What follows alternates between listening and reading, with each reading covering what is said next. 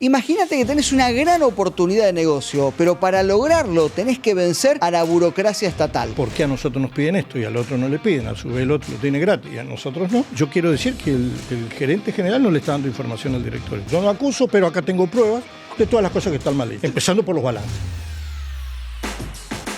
Un gorro, granada. Sí, había que mostrar las caras. La mayoría baja los brazos, se rinde y busca otro negocio, pero no es el caso de Ricardo. Mi socio tenía 2 socios más, capitalistas, y arrugaron porque la vieron difícil la pelea. Se propuso ganarle a la municipalidad, a la cooperativa, a un organismo estatal y a un competidor sin hacer nada raro ni haciendo nada fuera de lo ético. Es muy difícil emprender y es muy difícil por más que uno tenga voluntad y convicción, porque hay peleas que son abstractas.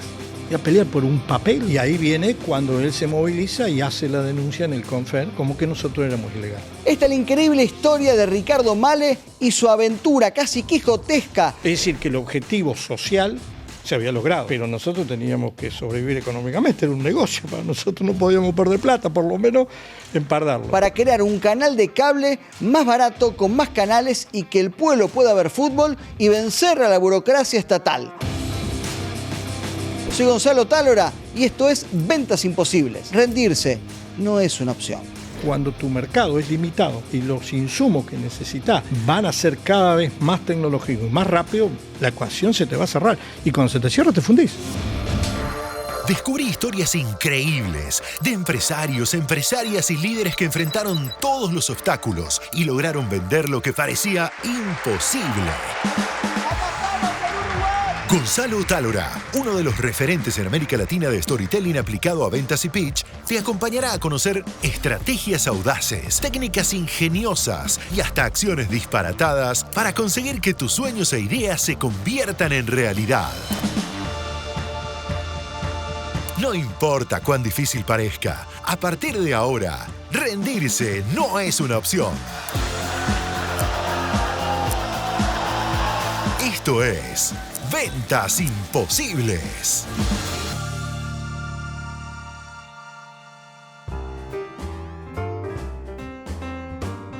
La venta más difícil es vencer a la burocracia estatal. Y vamos a conocer una historia fabulosa de alguien que sí lo logró. Te invitamos a seguirnos y también suscribirte a nuestro newsletter aquí arriba en YouTube o acá abajo en comentarios o en descripción en Spotify. Querido Ricardo Malle, lo que has logrado es fabuloso, es una historia genial, atención porque nos va a contar, es genial, pero vamos a poner un poquito de contexto. Estamos hablando de la década del 90, vos sos asesor legal de un municipio, ¿cómo se llama el municipio? La Baulalle. En Córdoba. Córdoba, sur de Córdoba. Y bueno, la historia comienza porque en esa ciudad de Córdoba no se veía el fútbol y estaba a punto de llegar el Mundial del 90 y esa localidad no podía ver el fútbol. Entonces esta historia comienza con este hombre que dice: yo quiero que la gente vea el fútbol gratis. Pero no era posible, pero él lo logró venciendo la burocracia estatal. Esta es una parte de la historia y la otra es cuando él funda un canal de cable y vence al monopolio. Bueno, no les quiero anticipar porque es buenísima la historia. Bueno, arranquemos por ahí. Dale, 90, la gente quiere ver fútbol, en esa localidad no se ve fútbol. Imagínate que jugaba en esa época Maradona. Claro. Entonces era muy fuerte. La licencia la tenía un canal a 200 kilómetros y la señal no se podía tomar. Estamos hablando que era señal por aire, no canal de cable ahora, ¿no? Por aire. Y el de cable estaba, pero como había un monopolio, no iba a hacer semejante inversión para que se viera el Mundial. Entonces la problemática de la gente, incluso la que tenía el cable, algunos podían acceder y otros no, pero la gran mayoría no podía acceder. Así que para mí como inquietud social fue, lo voy a intentar. Y sabía que con una antena parabólica, desde el momento que se había desregulado, porque antes Entel tenía el monopolio legal y era traición a la patria usar una antena. Se podía usar una antena y uno subirse a un satélite y bajar alguna señal. Pero ibas preso ahí. Pero ibas preso porque era delito, traición a la patria. Entonces cuando se desregula, dijimos acá no hay más figura jurídica que lo impida. Me compré una antena parabólica en un terreno baldío, la instalé, me enganché el satélite y tiré la señal al aire, porque en los pueblos las señales se toman de antenas de 20 y pico metros. ¿Cuánto te salió esa antena? No me acuerdo, pero era costosa, pero bueno, era el desafío, había que hacerlo. Lo hiciste porque querías demostrar qué cosa. Que se podía primero ver el Mundial y segundo ver que había una licencia a un canal que estaba a 200 kilómetros y no veíamos la señal. En primer lugar, no daba lugar a que otro canal se instalara. Primero, los entes de regulación no eran tan efectivos. Segundo lugar, se iba a ver el Mundial y estaba privatizado porque aquel que podía pagarlo, pero era limitado. Entonces, digo, esto es muy democrático y muy accesible y está todo disponible, vamos a tratar de hacerlo. Esa fue la idea. ¿Y qué pasó porque imagino que el canal de allá era Villa María, ¿no? No, el canal estaba en Río Cuarto. Río Cuarto. Imagino que ¿se lo tomó bien o se lo tomó mal? No, se lo toma mal porque incluso me manda una carta de documento intimándome como funcionario público, que yo no lo era asesor legal.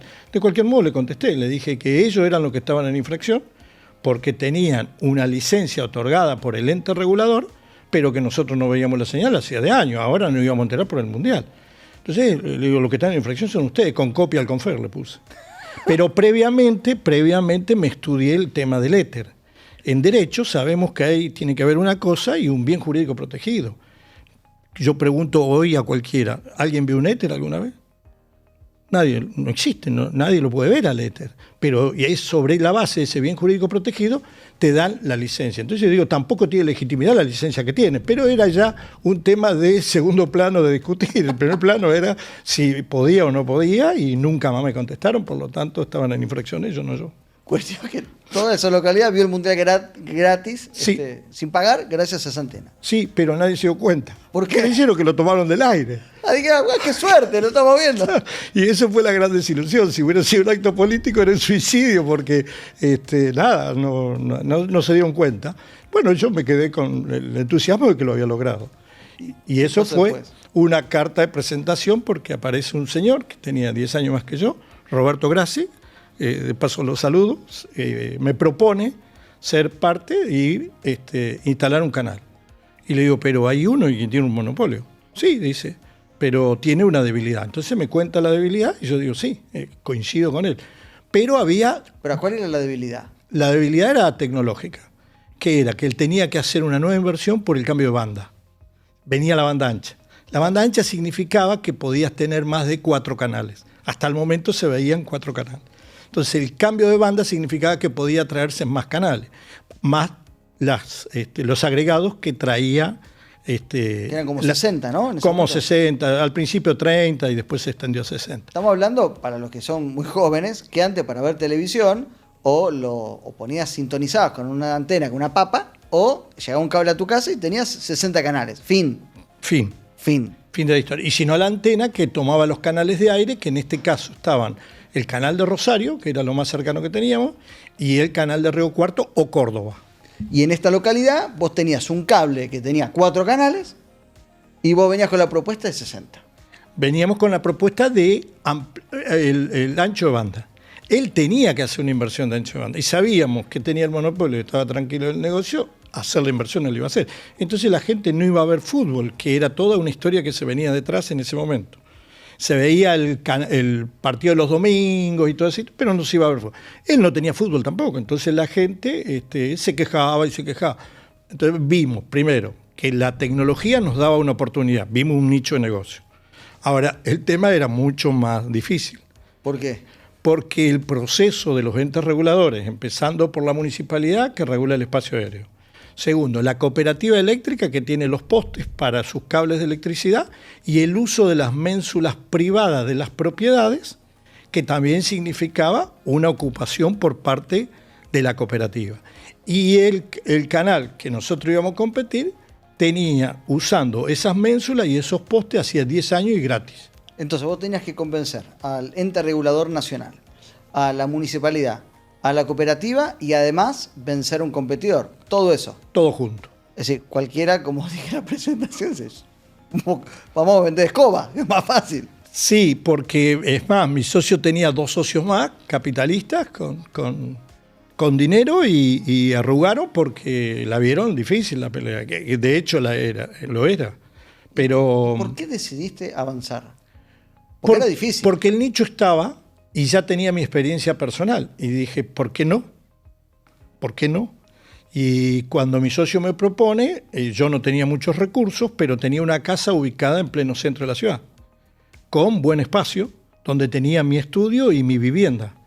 Y cuando dijimos invertir en propiedad y todo lo demás, no me daba, no tenía los recursos para poder hacerlo. Pero ofrecí mi casa y poner las antenas arriba del techo. ¿En tu casa? Arriba de casa, sí. Es una casa de 2 pisos, en pleno centro de la ciudad, ahí nomás a media cuadra de la avenida Central. ¿Qué dijo tu mujer, señora? ¿Y esta antena ahora? No, el tema era el desafío, era 10 veces más importante que la propiedad. Y la propiedad total no iba a desaparecer. Yo tenía un lugar, tenía 2 pisos, así que tenía espacio para mi estudio, para el canal y para mi casa. ¿Cuál fue el primer problema o escollo grave que apareció en este sueño? El primero, ese no fue tan difícil, que era el espacio aéreo, pero recordemos, en el Confer había que tener varias condiciones, personales, culturales, económicas, capacidad técnica, capacidad económica. El Confer es el organismo... El ente regulador. Claro, exacto. Era el ente regulador en ese momento, ahora no sé cómo se llama. AFCA. Bueno, ese ente regulador había que presentar, lo primero que hicimos fue presentar todos los requisitos en el Confer. Cuando entras en la burocracia estatal no sabes cuándo te lo da. Ahí está el proceso. Uno inicia el trámite, pero nosotros ya estábamos legalmente con todas las condiciones. No había nada que pudiese tener un obstáculo para decirnos que no, porque estaban todas las condiciones de los requisitos de una concesión. Encima vos abogado, entonces sabes responder. Tomamos todos los recaudos. Y ahí es carta de presentación. El proceso es las debilidades que el sistema jurídico, desde los órganos de control, pueden perjudicar a un inversor, a un emprendedor. ¿Por qué? Y porque si no sale nunca tenés licencia y ahí tenés una debilidad contra el competidor que sabe de estas debilidades. Pará, ¿es cierto que vos ibas todos los días al Confer? Sí, durante... ¿Hacías guardia? 7 meses. Venía del interior, 400 kilómetros, venía los martes y me volvía los jueves de la noche. ¿Qué hacía? ¿Parabas en un bar enfrente? ¿Qué hacía? No, entraba y trataba de hablar con algún director que me pudiera atender. ¿Todos los días? Sí, no, durante la semana venía el día martes y me volvía el jueves porque tenía que trabajar en el canal porque también demandaba tiempo aquello. Así que venía todo el tiempo para que un director me escuchara. ¿Por qué? Porque él, cuando sabe que vamos, dice no tiene licencia. Sí, yo tengo todas las condiciones, me falta que el Estado me la dé. Entonces no había ningún obstáculo. De hecho, lo logré la licencia porque... ¿Cuánto tiempo? Y nos llevó dos años fácil. ¿2 años? Sí. Para, 2 años y yendo vos 2 veces por semana. Sí, cuando se presenta el obstáculo porque él de entrada no denuncia.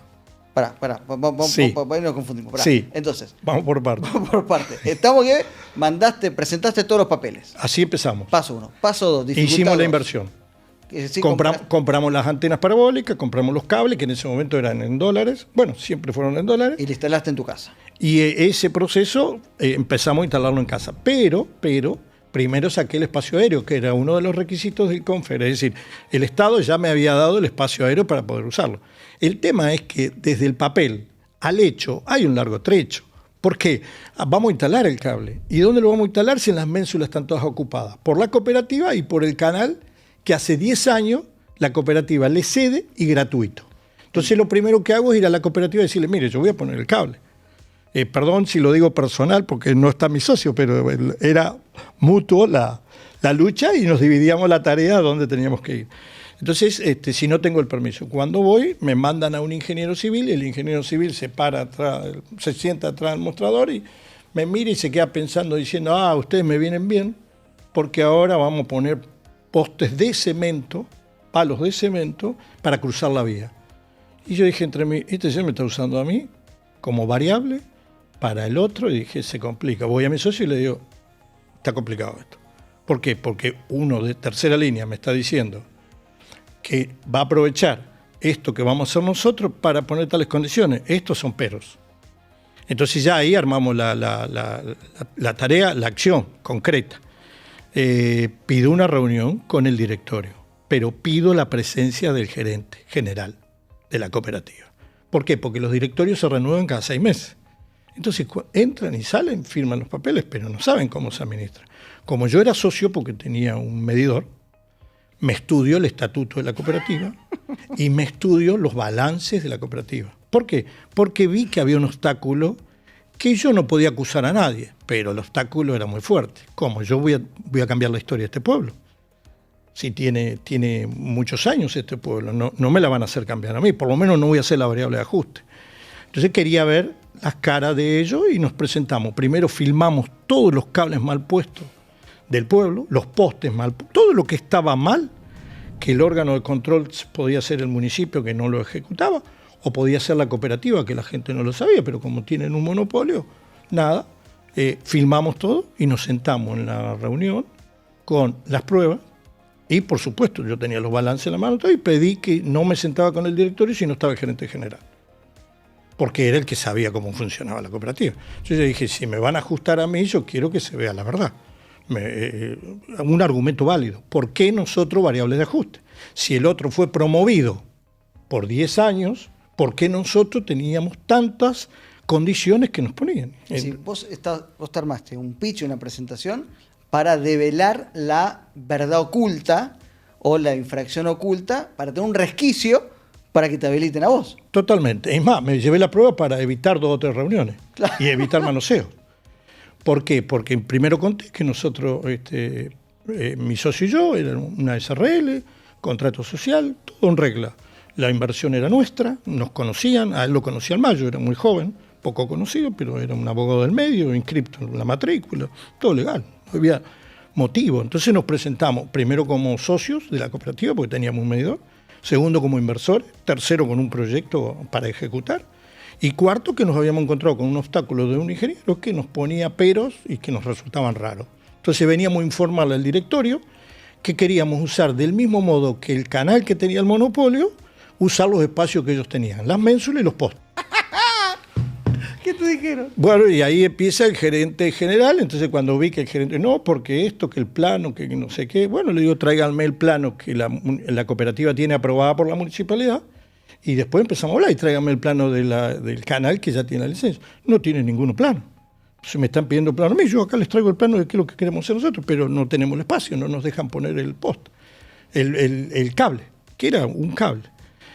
Bueno, ahí empiezan las discusiones y empiezan con los no, con los pero, porque el directorio recién se empieza a enterar de esto cuando uno va con las cosas en la mano. Y empiezan el pero, eso significaba que era eterno y el tiempo para nosotros era clave. Entonces yo me llevo las pruebas. Bueno, está bien, si ustedes van a demorar el tiempo y no me pueden explicar por qué a nosotros nos piden esto y al otro no le piden, a su vez el otro lo tiene gratis y a nosotros no. Yo quiero decir que el gerente general no le está dando información al directorio. Ustedes serán bellísimas personas, honestas personas, con la mejor intención, pero el gerente general para mí tiene otra intención. Yo no acuso, pero acá tengo pruebas de todas las cosas que están mal hechas, empezando por los balances. Un gorro, granada. Sí, había que mostrar las caras. Y ahí empieza el directorio a ya no a pararse en autoridad, sino a decir que estoy firmando.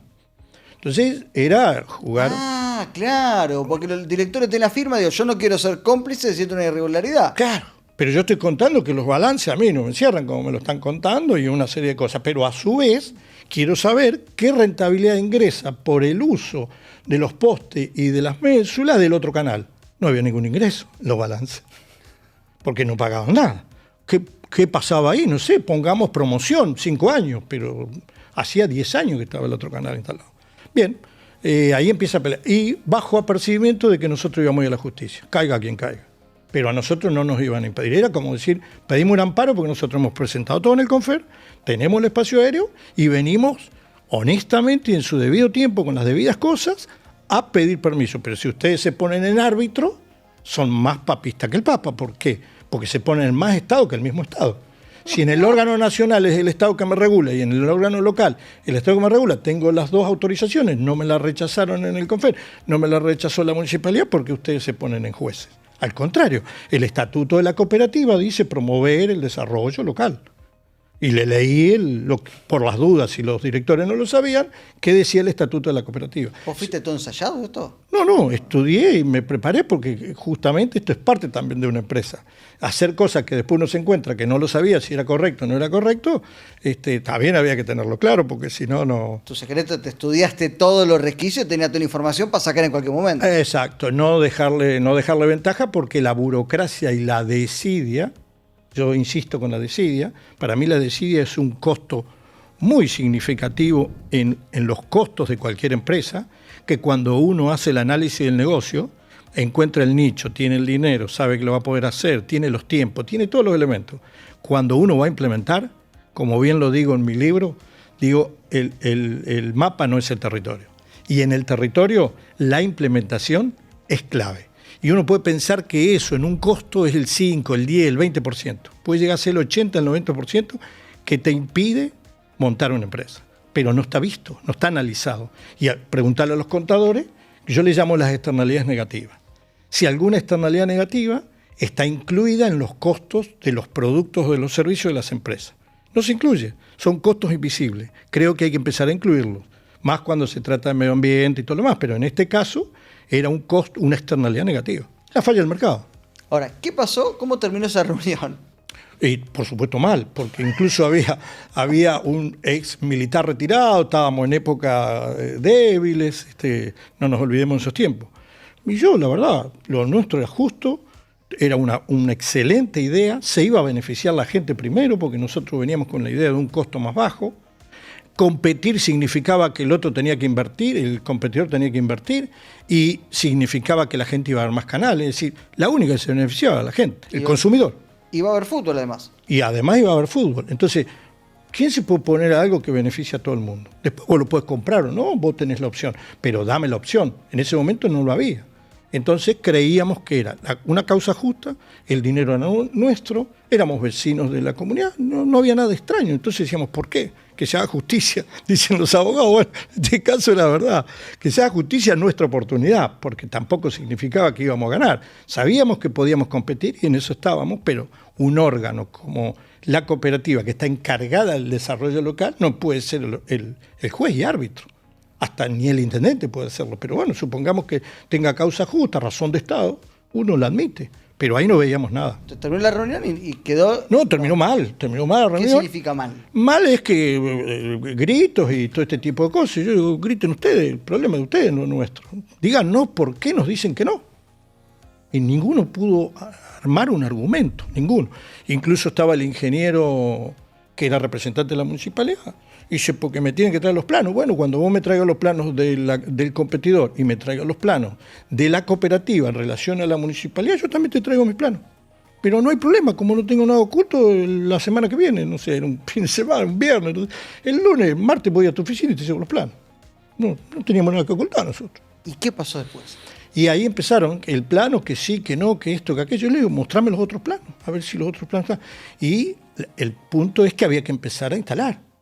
Entonces nosotros hicimos todos los pedidos que correspondían y ellos dijeron, bueno, sí, traigan los planos. Mientras traemos los planos, nosotros empezamos a intentar instalar los cables. Cuando vamos a instalar los cables, usar las ménsulas, nos rodean, porque la otra era una empresa ya consolidada, nos rodean con las camionetas y no podíamos trabajar. Sí, la empresa competidora te rodea, te dice bajando, sí, se pudre todo. Porque ellos no tenían un cable puesto en una de las ménsulas de la calle, tenían en las dos. Entonces íbamos a la otra vereda. Entonces íbamos a una vereda y las dos veredas estaban. Entonces vamos a la cooperativa y decimos, bueno, ustedes dieron un permiso tácito que podíamos trabajar, que no había ninguna oposición, pero todo verbal, pero cuando vamos a los hechos está el competidor que no nos deja trabajar. Y dijimos, nos van a ganar porque son más. Y nosotros recién empezábamos, teníamos un Jeep chiquito y hablamos con mi socio y me vine a Junín, que estaban los postes de creacetado, que tienen un aceite especial. Me compré 150 postes. ¿Palo de madera? Palo de madera, sí, postes que son los cables de la luz en el interior, postes largos. Mi padre vendía postes, pero eran postes de quebracho para el campo, no, nada que ver, eran postes especiales para eso. Y se vendían solamente ahí cerquita de Junín. Compramos los postes, alquilé un camión, los instalamos en un lugar que nadie los veía, y empezamos silenciosamente a instalar los postes en lugares correctos, en el medio de una propiedad privada, donde fuese, a instalar los postes. Casi de prepo, pero no había otra opción.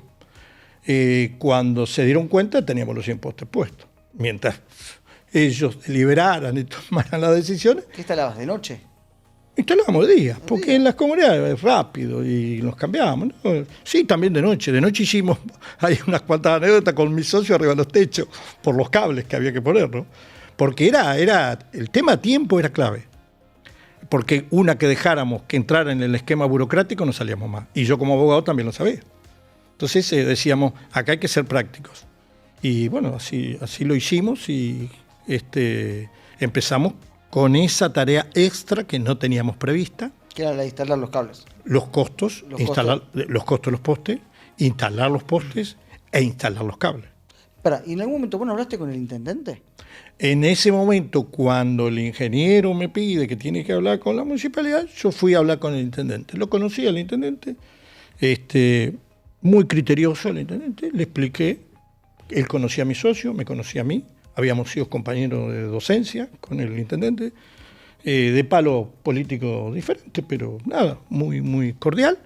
Y le dijimos, lo nuestro es justo, el dinero es nuestro, es un beneficio para la comunidad, independientemente de que para nosotros es un negocio, un beneficio para la comunidad, el costo va a ser menor que el otro, y a su vez lo empuja al otro a que tenga que invertir. No se perjudica a nadie, se beneficia a la comunidad.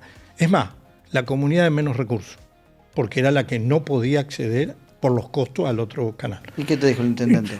Y la verdad, sí, eso es, no entiendo. Y dijimos, se está convirtiendo la cooperativa en un árbitro. Y hay un representante de la municipalidad ahí que no está conociendo qué pasa con la cooperativa, y en los niveles menores hay ingenieros que creen que van a poner las condiciones para esto. En este caso tendría que ser la municipalidad. No, vayan tranquilos, para mí está todo bárbaro. Dije, ¿el espacio aéreo lo tenés? Sí, ya lo tengo concedido, ya lo presenté en el Confer. Hiciste un doble clic, vamos. Todo, perfecto. Así que después viene la pelea, porque el competidor, cuando vio que nosotros estábamos convencidos y no nos achicábamos, y él tenía que hacer su inversión, que no quería hacer, para poder competir, vio que había competidores en serio, que estábamos firmes. Y ahí viene cuando él se moviliza y hace la denuncia en el Confer, como que nosotros éramos ilegales. Y ahí empieza... ¿Y otro problema? Ahí empiezan los viajes. Ahí empiezan los viajes. ¿Vos estabas transmitiendo ya? No, nosotros estábamos instalando. ¿Estás en la denuncia y qué pasa? Y bueno, ahí empezamos a viajar empecé a viajar ¿Otra vez a parlamentar? Al Confer. Pero ahí ya no era tan fácil, edificio de 7 pisos, había que acreditar la entrada, documentos y todo lo demás. Y había que llegar a un director para que vieran que nosotros teníamos todo en regla y que el proceso iba a ser utilizado por el competidor. Y que no era justo. ¿Por qué? Porque, por ejemplo, hoy si yo te digo, la mitad de las empresas tienen el inicio de trámite y tienen todas las condiciones en los parques industriales, pero habilitadas con el proceso definitivo, la tienen pocas. ¿Por qué? Porque es tan lento todo. Tan lento todo. Uno puede dejar de trabajar, generar empleo y todo lo demás. Me parece que es una formalidad que debería ser más simple. Bueno, esa complejidad la tienen todos los procesos. Si uno tuviera algo que falta correcto, es observable, pero nosotros teníamos todo en regla. Condiciones culturales, lo que te conté recién.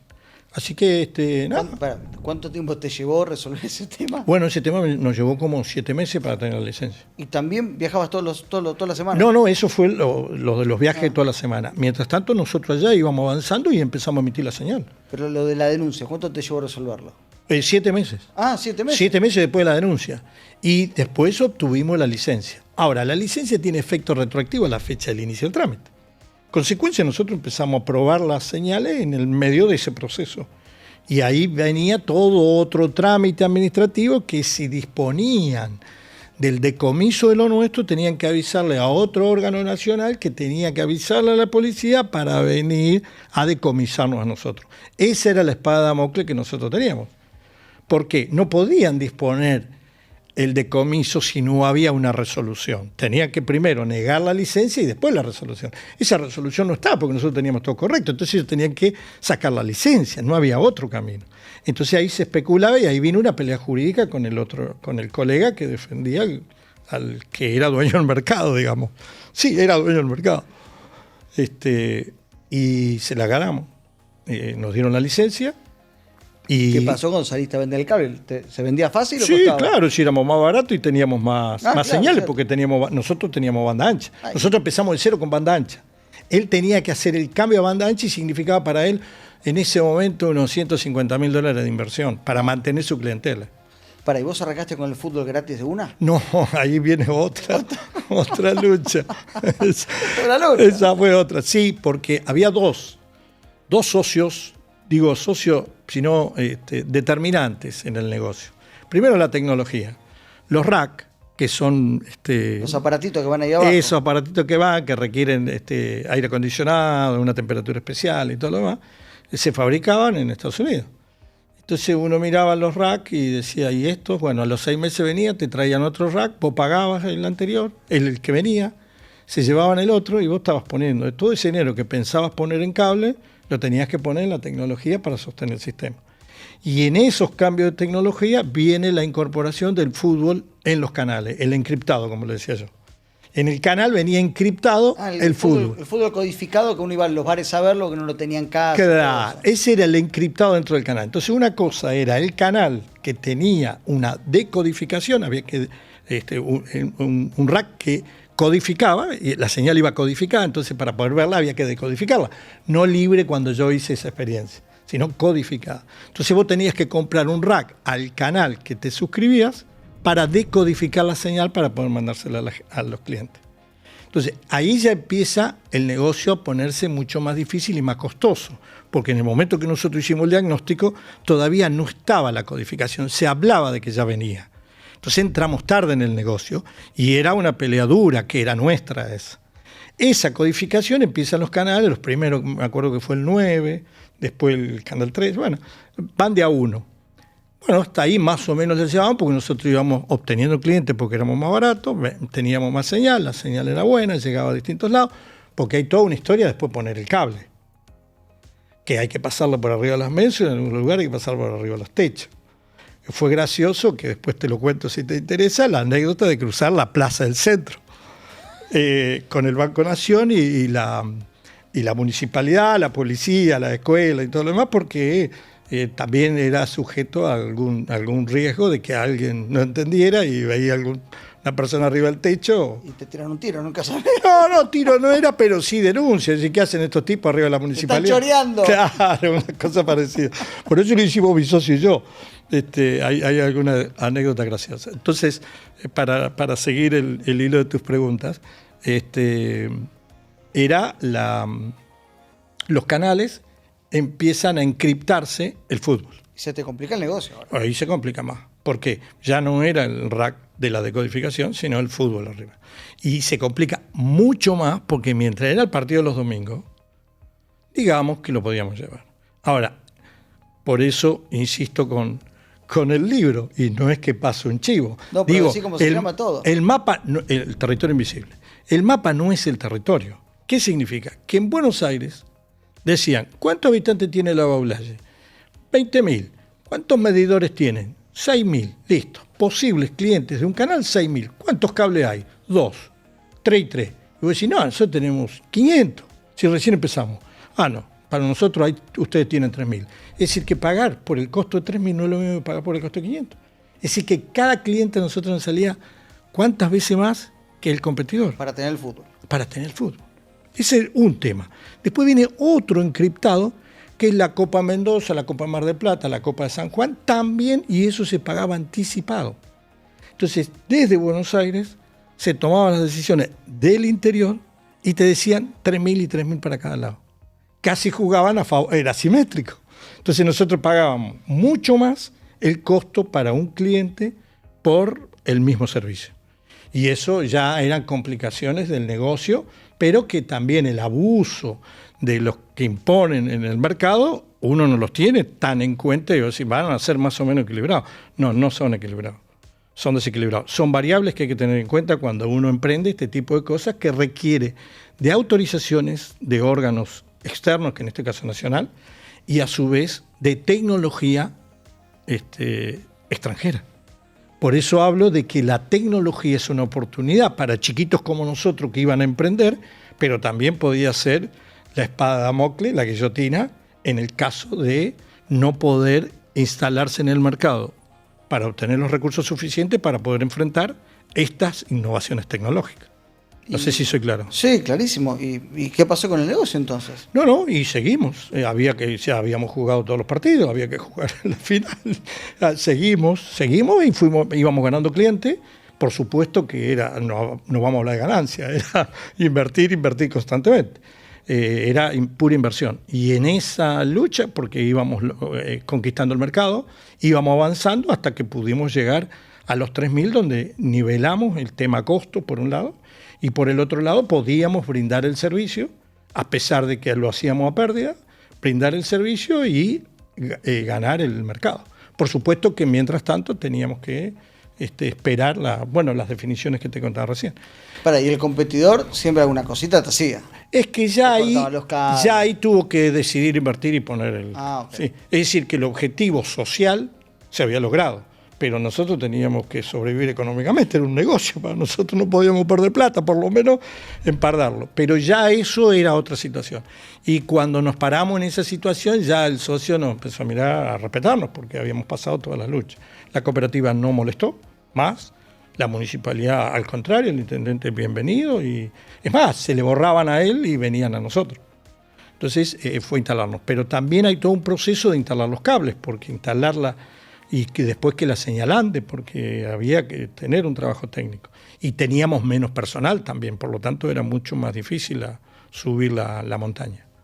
Y finalmente, ¿cuántos años estuviste con el canal? Estuvimos 3 años, y ahí viene esta experiencia del fútbol encriptado en los canales y las copas encriptadas. Ya era que un canal el costo era altísimo. Y la pregunta nuestra era, ¿y los clientes que vamos a tener? ¿Tenemos más? ¿Van a venir una inmigración a la ciudad para que sumen los clientes? No. Entonces, ahí empezábamos a ver las variables de cuánto se expandía el mercado, qué recursos podíamos obtener, pero qué costo estábamos teniendo. Porque ahí empiezan a aparecer los socios del Estado.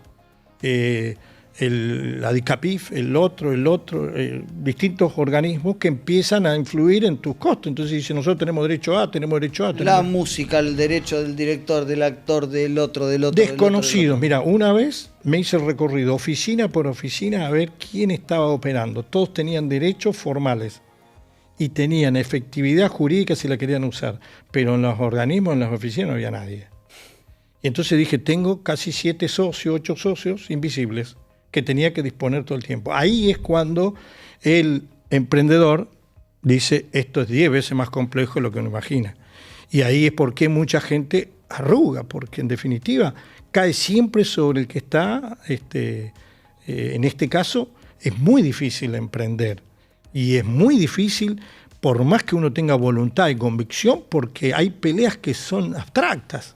Ir a pelear por un papel, porque tal persona. Entonces me parece que eso carece de legitimidad. Puede tener legalidad, pero carece de legitimidad absolutamente. Cuando uno pelea contra eso es casi un monstruo invisible.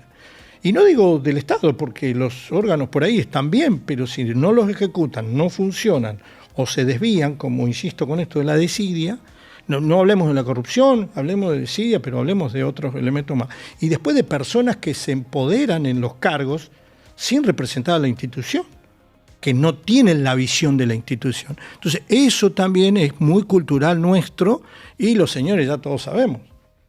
Cuando van a una oficina, uno lleva los bombones, el otro lleva no sé qué, y el otro no sé qué. Son como 3 reuniones en una. Es decir, los bombones para que te abran la puerta, la otra es para que te atiendan el teléfono.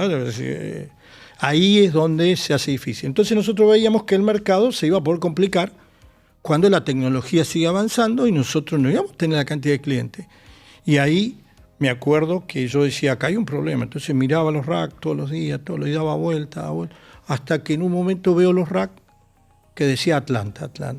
Yo digo, en Atlanta no van a pensar en nosotros para sacar un producto nuevo, tecnológico, y demorar 6 meses para sacarlo el año siguiente. Lo van a seguir sacando y cada vez más rápido. Y si yo no logro cliente cada vez más rápido, la ecuación no te cierra. Y ahí decís, no, acá hay que vender. Acá hay que vender porque la tecnología nos va a matar. Entonces, no, que esto va a valer tanto. Sí, pero al momento que lo quieras vender, el valor va a estar quien te ofrece el dinero. Porque si no, de lo contrario. Y vos decís, bueno, ¿puedo seguir luchando? Sí, ¿puedo seguir peleando? Sí, me tengo fe, sí, pero no alcanza. Cuando tu mercado es limitado y los insumos que necesitas van a ser cada vez más tecnológicos y más rápido, la ecuación se te va a cerrar. Y cuando se te cierra, te fundís. Y ahí empecé a un trabajo casi psicológico con mi socio, entender que esto, ¿qué hacíamos? porque el otro no se iba a ir del Él mercado. Él pensaba, che, nos costó tanto, y ahora querés vender a los 3 años. Claro, pero... ¿Y cómo lo convencías o cómo le decías? ¿Cuál era tu pitch? Es lo que te acabo de decir. Lo que te acabo de decir, la ecuación no cierra. Si la miras en proyección, no se necesita mucho cerebro para entender que iba a ser complicado. Y terminaste vendiendo. Y ahí es cuando empezamos a hablar de la posibilidad de venta y el adversario había hecho la inversión y todo lo demás. Así que, nada. ¿A quién se lo vendiste? Se lo vendimos a un grupo de una red que venía queriendo competir con Clarín, que venía por la 7 de Mendoza, que ya más o menos te puedo imaginar quién es, y después no sé qué pasó. Lo que sí es que... ¿Recuperaste guita? ¿Cómo te Sí, no fue bárbaro. Para mí el mejor negocio de mi vida. Fue un negocio fantástico porque si bien transpiramos más que el dinero que pusimos, pero fue una tarea muy interesante y cuando lo mira en el tiempo uno mucho más porque tiene mucho más riqueza de la que uno se imagina. De hecho, uno puede conocer hasta los vecinos desde otro lugar que capaz que nunca lo viste. No solo los vecinos, los inversores, los desarrolladores, los funcionarios, es decir, hay una visión mucho más amplia de la comunidad donde uno vive que tiene pro y contra, ¿no? Querido Ricardo, nos dejaste un montón de lecciones. La primera clave es qué importante que es investigar. Es fundamental tener la información, no importa si lo vas a usar o no en una reunión como la tuya, que era de ir a pelear, o una reunión de venta, no importa. Siempre hay que investigar porque no sabes cuándo lo vas a necesitar. Segundo, a veces hay que plantarse, ponerse de manos y tener coraje para enfrentar batallas que a veces uno no las quisiera librar, pero hay que hacerlas. Y también lo que nos enseñás es que hay que olvidarse de todo el pasado y pensar en el presente y en el futuro, y si hay que bajarse a tiempo. Puede ser como el que se baja tarde pierde. Sí, el último fundamentalmente lo aprendí con un francés. Un día charlando le conté la experiencia y ellos en esa época, la Argentina empezaba a desregularse. Y ellos venían a estudiar el mercado de Argentina para ver qué negocio traer. Cuando le conté esta experiencia me dice, ¿y eso dónde lo aprendiste? No, la lógica, le digo el sentido común. Me indicó que la ecuación a corto plazo se iba a hacer estrecha la salida. Y me dice, justamente eso es lo que hay que hacer en el mundo actual. Él venía de una formación académica. No digo por francés ni digo por académico, pero me dice, el negocio no solo hay que saber entrar, sino hay que saber salir. Y en lo nuestro realmente fue cierto, porque uno puede tener voluntad, puede tener amplitud, pero hay un momento en que también te fundís y eso es dinero y nadie quiere deber nada, ¿no? Querido Ricardo, muchas gracias. ¿Querés dejarnos una lección, un consejo para aquellos que están buscando emprender o están tratando de vender algo y no le encuentran la vuelta? Yo tomaría las palabras tuyas. Investigar, creer en la idea, confiar en uno de lo que uno es capaz de hacer, y obstáculos siempre te vas a encontrar. Pero me parece que ahí hay una cuota de lo personal que es convencimiento de que se puede vencer y que muchas barreras son invisibles, pero están y a veces asustan, y muchos emprendedores. De hecho, escribí este libro que te cuento justamente para los emprendedores, porque soy hijo de un emprendedor y la viví de niño al lado de él y peleaba con unos monstruos y la ganó. Y terminó convirtiendo en una fábrica lo que era un emprendimiento casi artesanal. Por lo tanto, creo que confiar, tener una buena idea y una buena causa, y si la causa es justa, creo que los obstáculos se van disipando a partir de ese convencimiento. Ricardo, muchas gracias. No, al contrario, gracias. Un abrazo para todos. Esto fue Ventas Imposibles.